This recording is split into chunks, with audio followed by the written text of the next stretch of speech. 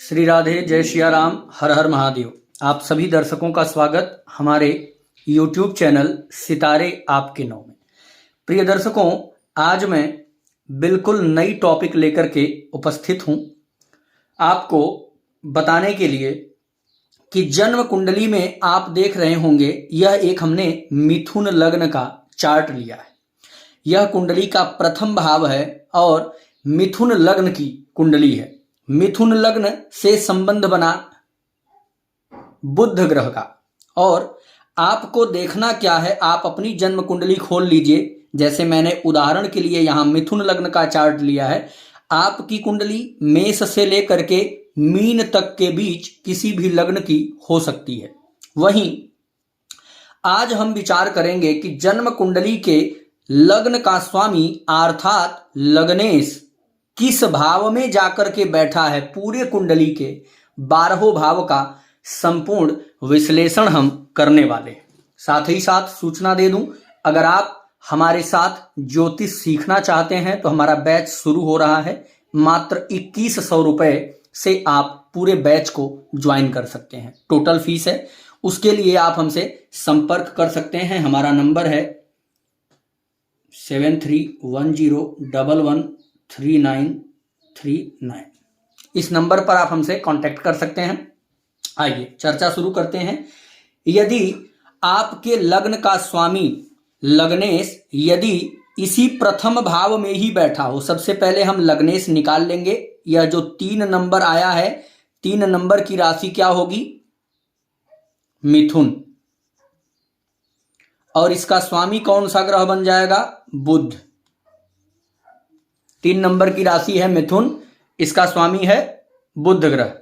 अब हम चर्चा करते हैं कि यदि इस जन्म कुंडली में बुध इसी घर में बैठा हो, बुध यहीं बैठा हो, तो क्या फल देगा? आपके जन्म कुंडली का कोई भी लग्नेश हो सकता है। यहां 2 नंबर लिखा होगा तो उसका स्वामी शुक्र हो जाएगा। अगर यहां 1 नंबर होगा तो उसका स्वामी मंगल। इस प्रकार से आप समझिए। फिलहाल उदाहरण हमने मिथुन लग्न से लिया है।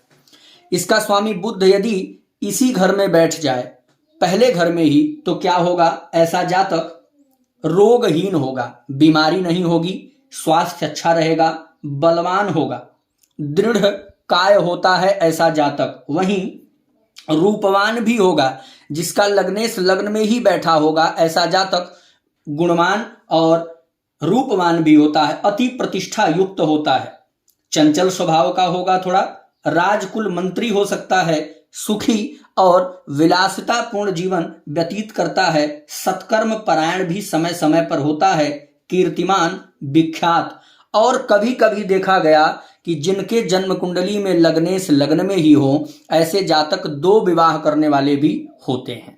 अगली चर्चा करते हैं कि यदि लग्नेश हमारा द्वितीय भाव में चला जाए, यानी कि बुध यहां पर बैठ जाए।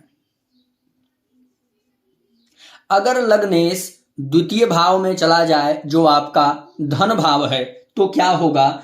तो द्वितीय स्थानगत हो जाने से जातक पहले तो धनी हो जाता है, धन के लिए बहुत अच्छा बनता है, धार्मिक स्वभाव का होता है, स्थानाधिपति बन जाता है। ऐसे जातक को स्थानाधिपति होता है। ऐसा जातक जहां रहता है उस स्थान पर केवल उसी का जलवा कायम रहता है, समर्थ होता है, सत्कर्म परायण।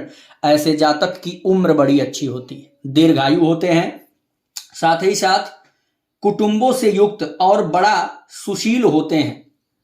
उसकी स्त्रियां भी गुणवती होती हैं जिनका लग्नेश द्वितीय भाव में। अगला देखते हैं, यदि लग्नेश तृतीय भाव में आ जाए तो क्या होगा? ऐसी स्थिति में तृतीय स्थानगत हो जाने से बहु बांधवों में श्रेष्ठ होता है। अगर उसके 1 से 2 से अधिक भाई हैं तो सभी भाई बहनों में वह श्रेष्ठ साबित होता है। मित्रों से युक्त होता है, धर्मात्मा होता है, दानी होता है, पराक्रमी होता है।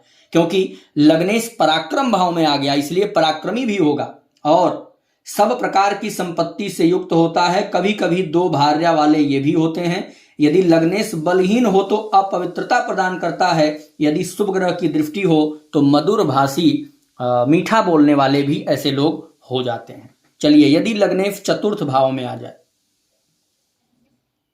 तो क्या होगा? चतुर्थ भाव में आने से राजा का प्रिय होता है ऐसा जातक। जहां भी काम कर रहा हो, अब तो फिलहाल राजा के साथ रहने का अवसर सबको नहीं मिल सकता, लेकिन आप कोई भी कंपनी में काम कर रहे हैं तो उस कंपनी का मालिक, उसका बॉस आपके लिए राजा के समान ही हुआ। तो राजा का प्रिय अपने बॉस का प्रिय होता है ऐसा जातक। साथ ही साथ दीर्घजीवी होते हैं, गुणी, बहुमित्रों से युक्त, मातृ पितृ भक्त होते हैं ऐसे लोग। सुखी, विलासी, हाथी घोड़े गाड़ी से युक्त रहते हैं, भोजन से सुखी तथा उसका पिता वित्तवान होता है। जिनके लग्नेश चतुर्थ भाव में हो उनके पिता को वित्त जरूर मिलता है। अगर लग्नेश पंचम भाव में हो तो क्या होता है?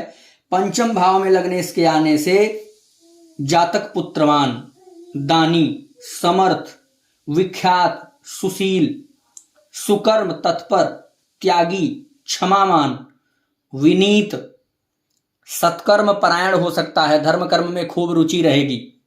वहीं दीर्घजीवी होता है, परंतु यहां पर एक समस्या आती है कि जातक की पहली संतान मृत्यु को प्राप्त हो जाती है, कभी कभी देखा गया है। वहीं ऐसे जातक का स्वर बड़ा अच्छा होता है। ऐसे लोग गीत में, नृत्य में या संगीत में काफी रुचि रखते हैं और नाम भी कमाते हैं। यदि लग्नेश छठे भाव में आ जाए, लग्नेश यदि छठे भाव में आ जाए तो जातक निरोग हो जाता है, भू संपत्ति विशिष्ट, सबल, कृपण रहता है और लग्नेश के छठे में आने से शत्रुहंता योग भी बन जाता है। धनी होता है, भूमि को प्राप्त करने वाला, पुत्र, माता, मामा एवं पशु से सुखी और पराक्रमी होता है। अपने शरीर, मन एवं वाचा द्वारा शत्रु को उत्पन्न करता है। ऐसा जातक अपने वाणी से नए नए शत्रु बना लेता है, सबको परास्त भी करता है। चलिए, यदि लग्नेश सप्तम भाव में आ जाए, लग्नेश यदि सप्तम भाव में हो तो जातक तेजस्वी, शीलवान, सचरित्र होता है। वहीं विनयी और रूपवान भी होता है। उसकी स्त्री शीलवती होती है। यदि पुरुष की कुंडली है तो स्त्री शीलवती होगी, तेजस्विनी होती है।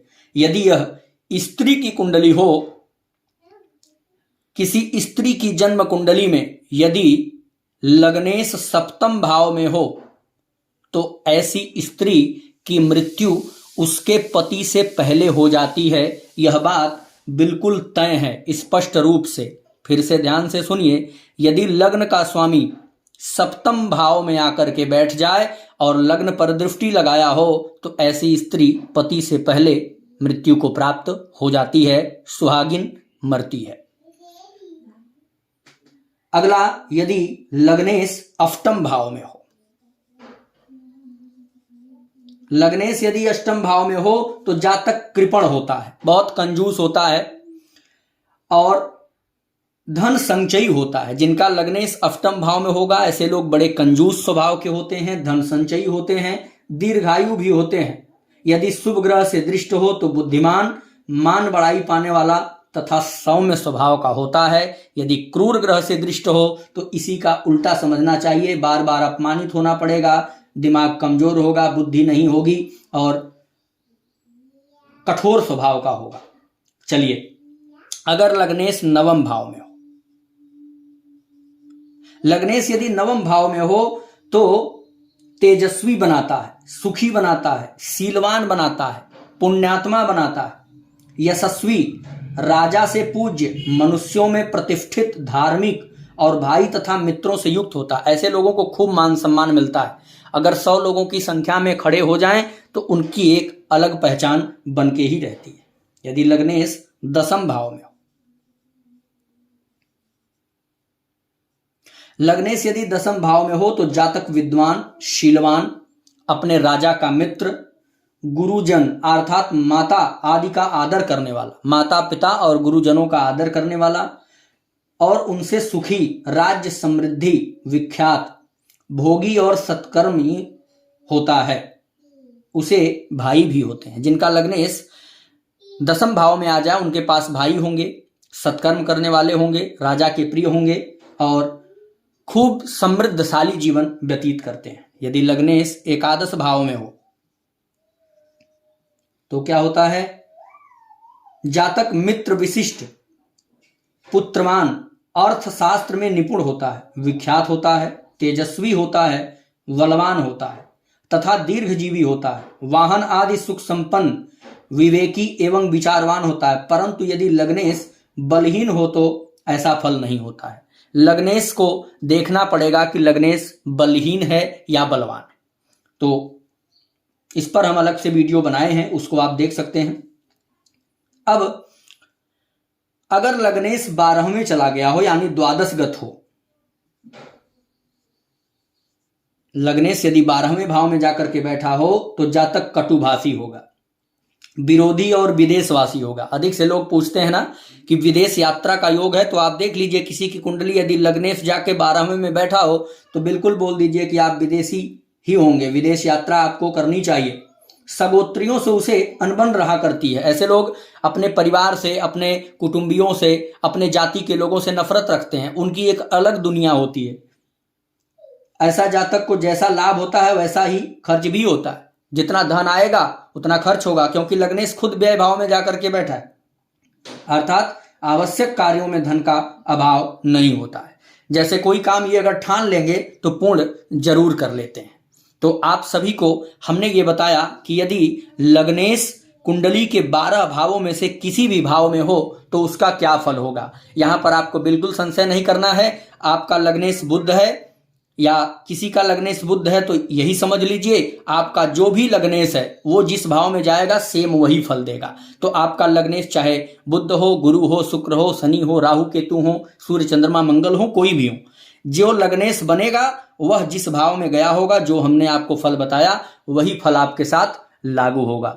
तो प्रिय मित्रों, आपको अगर ये वीडियो अच्छी लगी हो तो अपने प्रियजनों में शेयर करें, इसको चैनल को सब्सक्राइब करके और कमेंट करके आपके मन में अगर कोई प्रश्न उत्पन्न होता है तो पूछ सकते हैं, उसका जवाब भी मैं आपको दूंगा। साथ ही साथ आपको बता दूं कि YouTube पर हमारा लाइव कार्यक्रम रोज चलता है।